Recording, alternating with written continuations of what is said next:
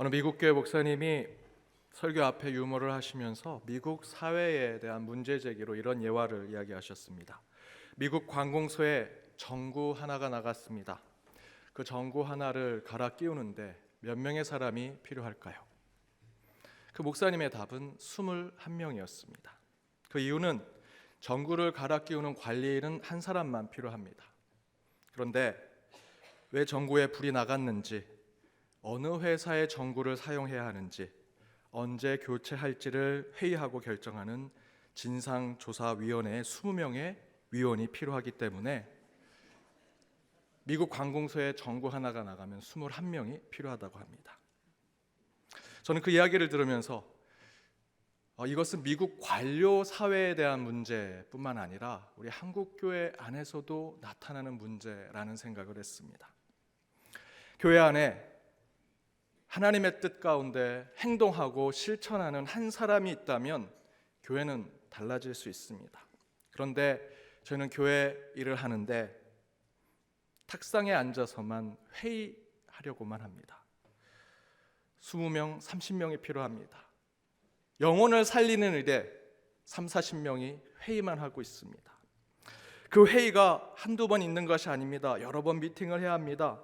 진짜 교회가 해야 할 일을 앞에 두고 행동하는 한 사람이 아니라 회의만 하는 사람이 수십 명이 있는 것이 지금 한국교회 모습이 아닌가라는 생각을 해보았습니다. 저는 우리 연동교회가 하나님의 일을 하는데 행동하고 실천하는 그 한 사람이 채워지는 교회가 되기를 바랍니다. 우리 옆에 있는 분들과 이렇게 인사 나눴으면 좋겠습니다. 실천하는 한 사람이 됩시다. 실천하는 한 사람이 됩시다. 여러분, 실천하고 행동하는 한 사람이 되시기를 바랍니다.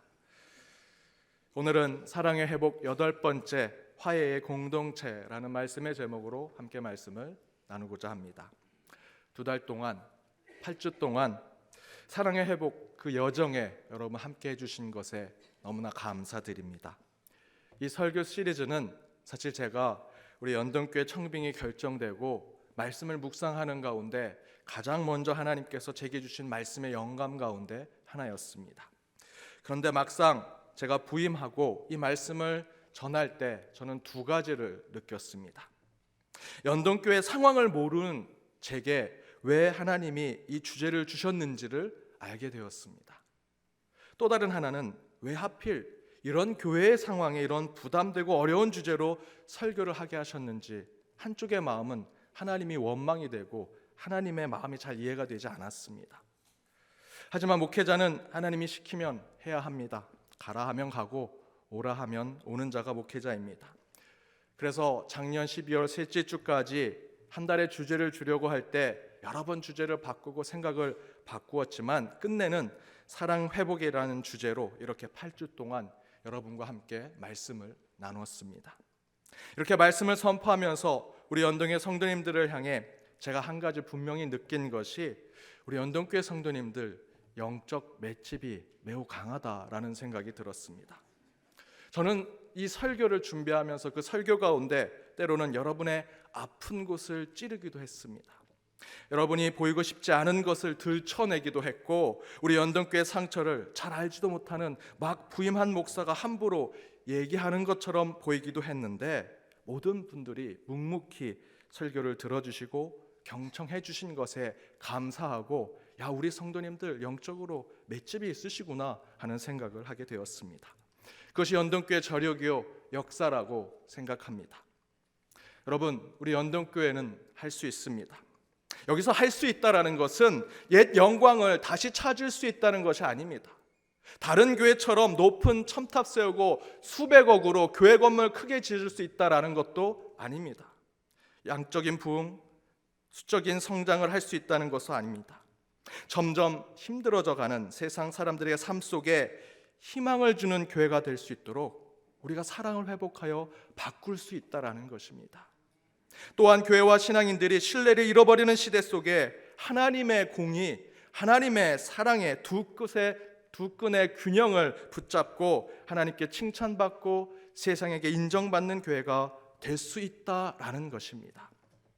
저는 그것으로 우리 연동교회가 할 수 있다는 마음을 가지고 있습니다.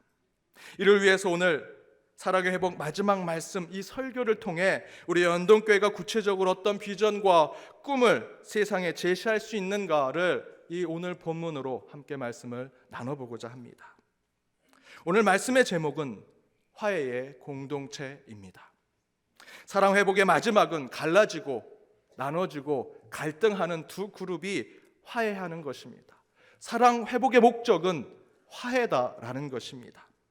세상은 점점 경제적으로 힘들어져 가고 있습니다. 가난한 사람은 계속 가난하게 될 것입니다. 부자는 계속 그 부를 누리게 될 것입니다. 저는 경제학자가 아니라 함부로 경제적인 전망과 예측을 할 수도 없고 해서는 안 됩니다. 따라서 어떤 수치나 데이터를 가지고 어떤 예측을 할 수는 없지만 목회자로서 내일을 예언하고 선지자의 입장으로 설교를 하는 그런 상황 속에서 저는 미래 경제에 대한 저의 영적인 생각을 말씀드리면 아마도 주님이 오실 때까지 지금의 이 어려운 경제는 좋아지지 않을 것이라는 생각을 합니다. 어떤 복지 정책이 좋고 이념적으로 평등한 정권이 이 나라에 들어서도 여러분, 부자는 계속 부자일 것이고 가난한 사람은 여전히 가난하게 살게 될 것입니다. 부의 양극화, 어떤 시대, 어떤 나라도 해결하지 못했고 지금도 해결되지 못하고 있습니다. 더욱 큰 문제는 전 세계가 부의 양극화의 심화를 겪고 있다는 것입니다. 방글라데시라는 나라가 지금의 미국과 독일과 같은 부한 나라로 바뀔 수 있을까? 그 시대가 올까? 저는 전혀 기대가 되지 않습니다. 전 세계는 갈등과 다툼, 반목과 긴장이 계속될 것입니다. 돈의 문제로, 물질의 문제로 서로 싸우고 다투게 될 것입니다. 그 부의 갈등, 물질의 갈등은 이제 세대의 갈등으로 번져가고 있습니다. 노인들과 젊은 사람들, 인종의 갈등, 흑백뿐만 아니라 인종의 색깔에 따라서 우리는 서로 싸우고 있습니다. 최근 한국 사회는 남녀의 갈등도 심각해지고 있습니다. 성별의 갈등, 그것은 이어져서 종교의 갈등으로까지 나아가고 있습니다. 문제는 이런 갈등과 나눠짐, 반목과 그 긴장이 우리 영적인 공동체, 신앙의 공동체 안에서도 그대로 드러나고 있다는 것입니다. 따라서 이제 교회가 세상에 소망을 주고 위안을 주는 공동체가 되기 위해서는 교회 안에는 반드시 화해의 능력이 있어야 합니다. 교회가 세상과 다르라면 화평의 능력, 하나 되게 하는 힘이 우리 신앙과 영성 가운데 나와야 한다라는 것입니다. 그것이 교회와 세상이 구별되는 점입니다. 그래서 바로 오늘 사랑의 회복의 마지막 설교는 우리 연동교회가 화해의 공동체가 되어 다음 시대에 참된 교회의 상을 제시하는 교회가 되었으면 하는 바람으로 오늘 말씀을 준비했습니다. 그렇다면 화해 공동체로서 우리 연동교회는 어떤 교회가 되어야 하는가? 어떤 화해를 바라야 하는가? 그 첫 번째는 화해는 인간이 하는 것이 아니라 하나님이 하는 것임을 받아들이는 교회가 되어야 한다라는 것입니다. 말씀 한 절을 함께 읽겠습니다. 고린도후서 5장 19절입니다. 함께 읽겠습니다. 곧 하나님께서 그리스도 안에 계시사 세상을 자기와 화목하게 하시며 그들의 죄를 그들에게 돌리지 아니하시고 화목하게 하는 말씀을 우리에게 부탁하셨느니라. 앞부분에 뭐라고 말씀하고 있습니까? 하나님께서 그리스도 안에 계시사 세상을 자기와 화목하게 만드신다. 하나님이 세상을 화목하게 화해하신다라는 것입니다. 주체가 누굽니까? 하나님이십니다. 화해를 위해 하나님께서 나서시겠다 말씀하고 있습니다. 여러분, 화해는 하나님이 하시는 것입니다. 인간의 일이 아닙니다. 하나님이 하시는 것이 화해입니다.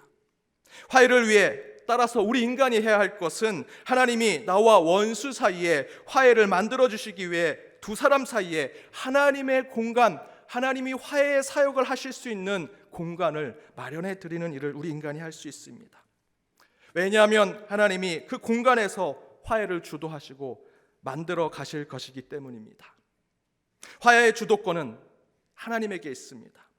싸움과 갈등의 피해자, 내가 맞았고 내가 피해를 입었어. 그래서 화해는 피해자가 하는 거야 라고 생각하지만 아닙니다.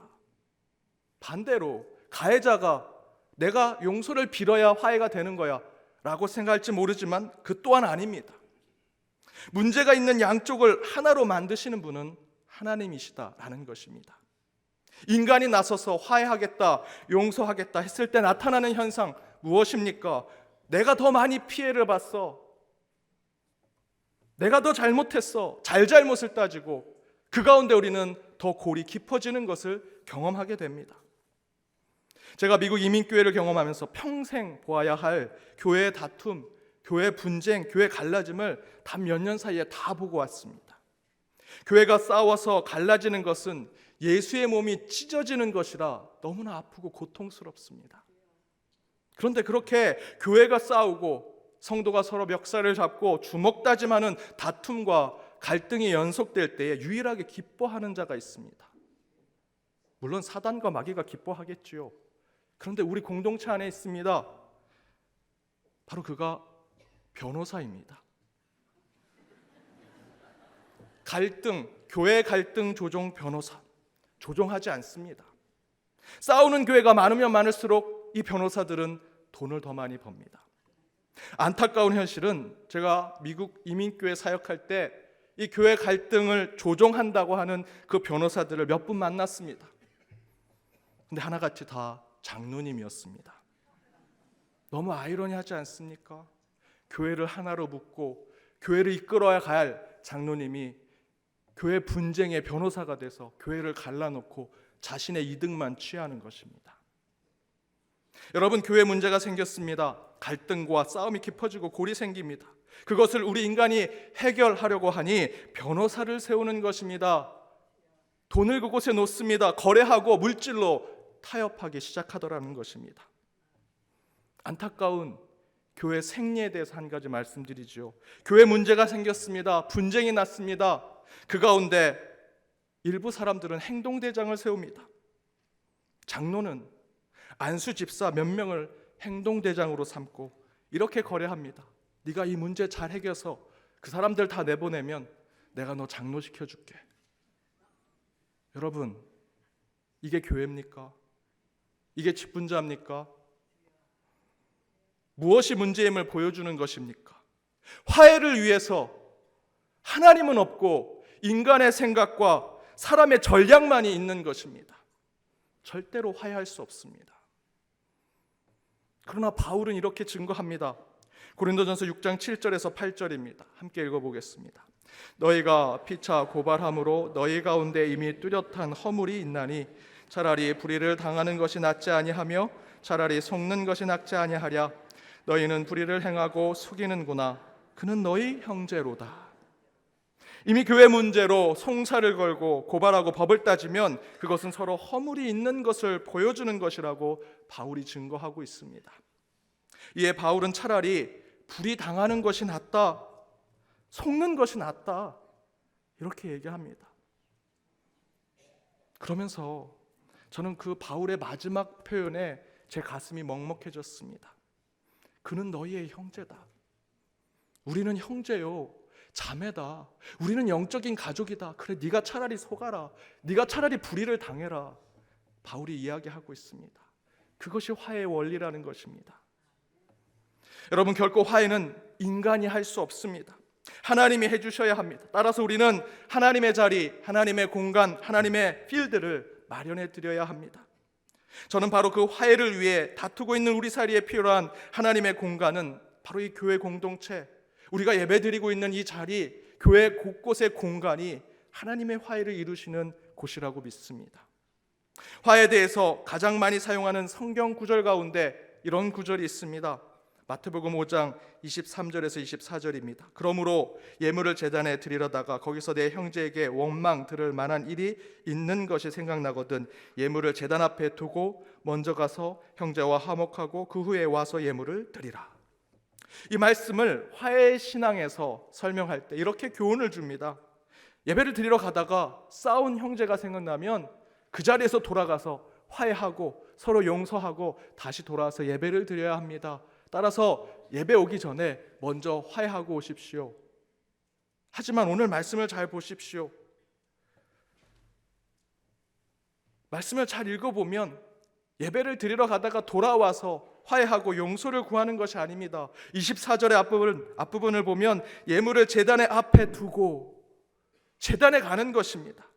예배 와서 하나님을 만났더니 회개하게 되고 깨닫게 되더라. 그래서 형제에게 가서 화해하고 용서하고 다시 돌아와 예배를 드리는 것입니다. 따라서 화해를 위해서는 먼저 하나님이 계신 곳으로 가야 합니다. 하나님이 계신 공간으로 가야 한다라는 것입니다. 제단에 가서 깨달아야 합니다. 이 예배 자리에 와서 우리가 잘못된 것을, 화해가 필요한 것을 알아야 한다는 것입니다. 그 가운데 하나님의 도움을 얻어야 합니다. 화해의 주인은 하나님이시기 때문입니다. 여러분, 신앙의 공동체 안에서 화해가 필요하십니까? 다른 곳 가지 마십시오. 싸워도 교회 안에서 싸우십시오. 풀어도 교회 안에서 풀어야 합니다.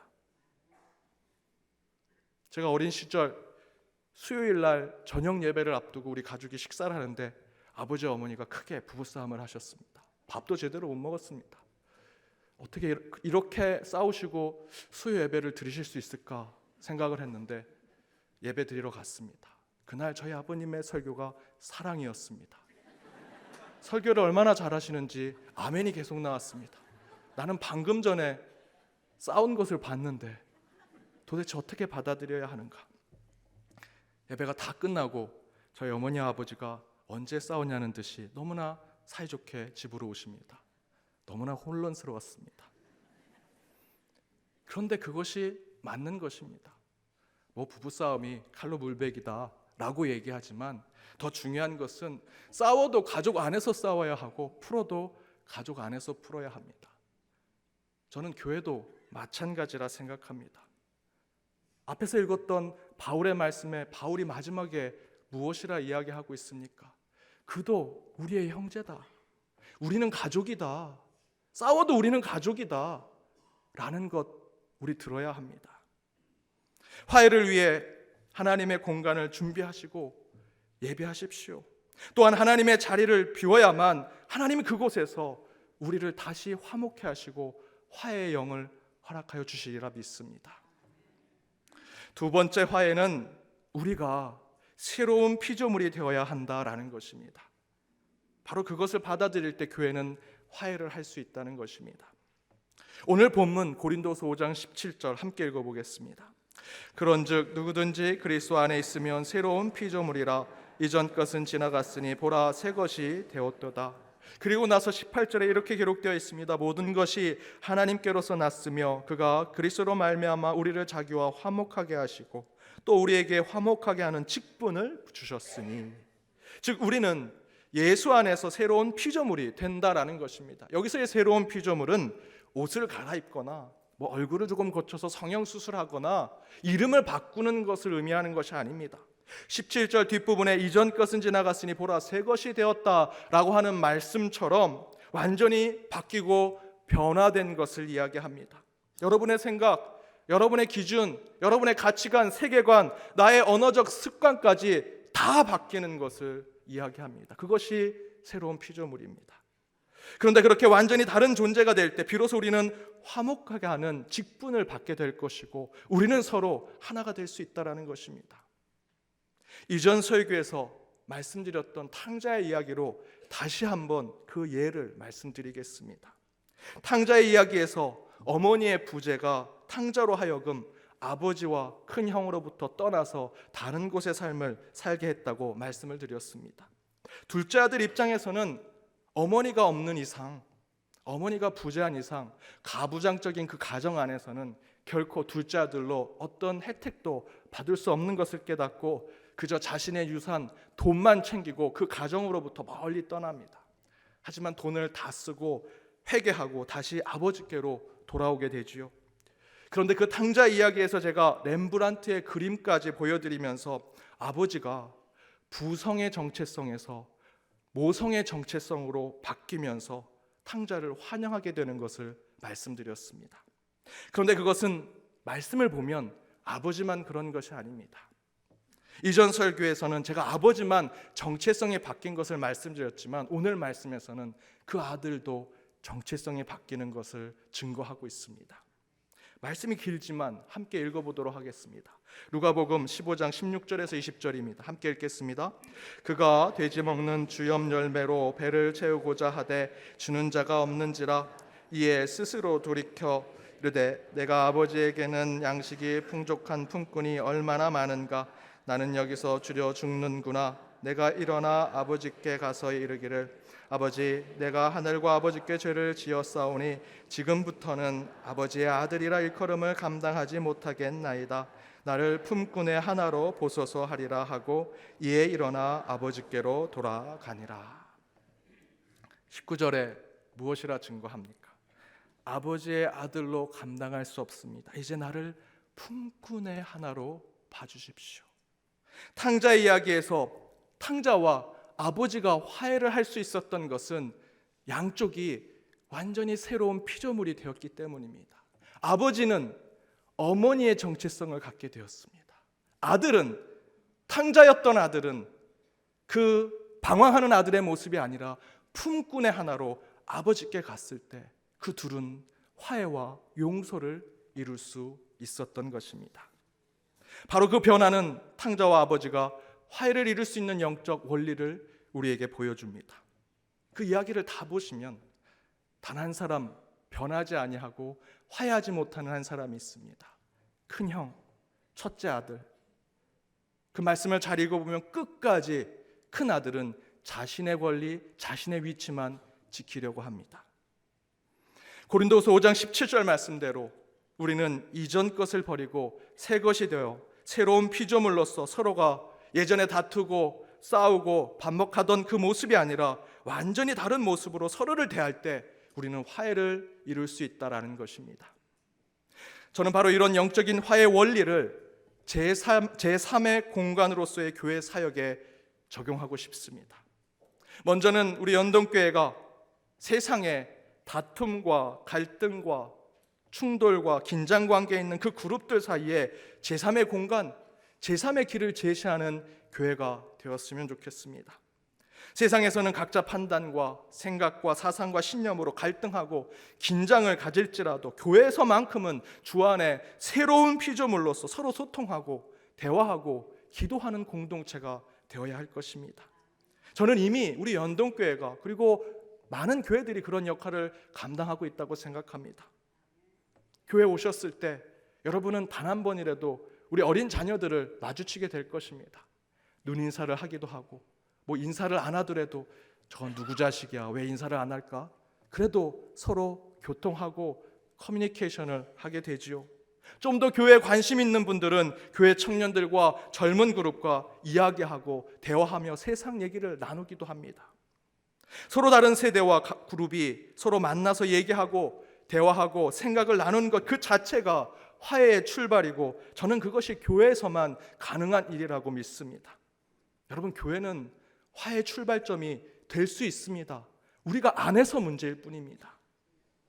이를 구체적인 생각으로 한 제안으로는 우리 교회는 토요일에 예비일 온가족 새벽 기도회를 드리고 그 기도가 끝나면 함께 모여서 소그룹 모임을 갖는데 과거에는 꽤 활성화되었다고 합니다. 이제 교회가 화해와 회복으로 나아가기 위해서 그 토요일 날 새벽에 하는 소그룹 모임이 더욱더 활성화되었으면 좋겠습니다. 악기로 제3의 공간을 만들어야 합니다. 여러분, 운동으로 제3의 길을 함께 걸어가야 합니다. 여러분의 관심과 취미로 우리는 또 다른 공간을 만들어서 그것을 통해서 새로운 피조물로 하나님이 원하시는 화해를 이루어야 한다는 것입니다. 여러분, 재능 기부를 부탁드립니다. 이 내 재능을 누군가와 함께 나눠보고 싶다면 새벽 지단에 오셔서 함께 그 소그룹을 만들어 주십시오. 재능 없어도 괜찮습니다. 책 하나 읽고 싶은데 혼자 읽기 힘들면 독서 토론회 만드셔서 토요일 새벽에 함께 책 읽은 것 가지고 나누고 토론하는 시간 가져보십시오. 그렇게 새로운 공동체를 만들어 가보면 좋겠습니다.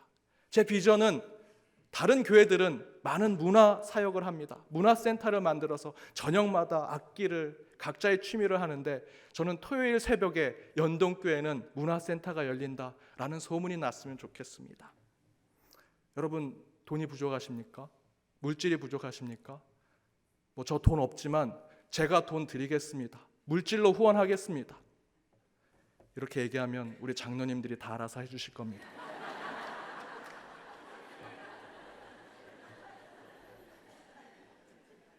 우리는 이제 새로운 피조물이 되어야 합니다.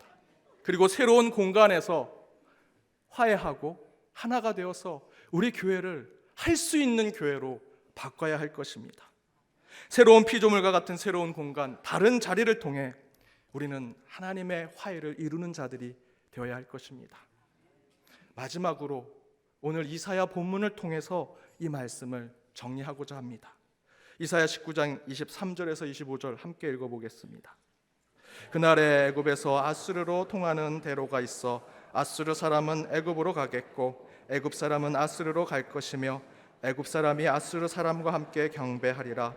그날에 이스라엘이 애굽 및 아수르와 더불어 셋이 세계 중에 복이 되리니 이는 만군의 여호와께서 복 주시며 이르시되 내 백성 애굽이여 내 손으로 지은 아수르여 내 기업 이스라엘이여 복이 있을지어다 하실 것임이라. 우리는 이스라엘 역사를 통해서 아수르, 애굽은 무찌르고 싸워서 이겨야 할 존재로 생각하는데 하나님의 생각은 다르십니다. 오늘 이사야 선지자의 말씀대로 하나님은 아수르도 애굽도 이스라엘도 하나님의 지극한 복을 받기를 원하는 자들이다라고 말씀하고 계십니다. 사랑하는 연동 가족 여러분, 화해하십시다. 우리는 서로 형제요 자매입니다.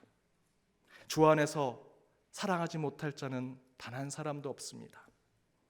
그것이 우리 연동 교회를 향한 하나님의 뜻입니다. 기도하시겠습니다. 화해 하나님, 사랑의 회복을 위해 2달 동안 말씀으로 임하신 주님께 감사드립니다. 이제 더 이상 인간의 생각으로 반복하게 하지 않게 하시고 사람의 판단으로 다투지 않게 하옵소서. 화해하고자 할 때 주님의 뜻대로 하나님의 화해로 나아가게 하여 주옵시고 갈등하며 나눠졌던 우리가 주 안에서 새로운 피조물이 되어 화해를 이루게 하여 주옵소서. 서로 화해의 공간을 마련하길 원합니다. 그곳에서 풍성한 하나님의 사랑을 경험하게 하여 주옵소서. 이 모든 간구 예수님의 이름으로 기도드립니다. 아멘.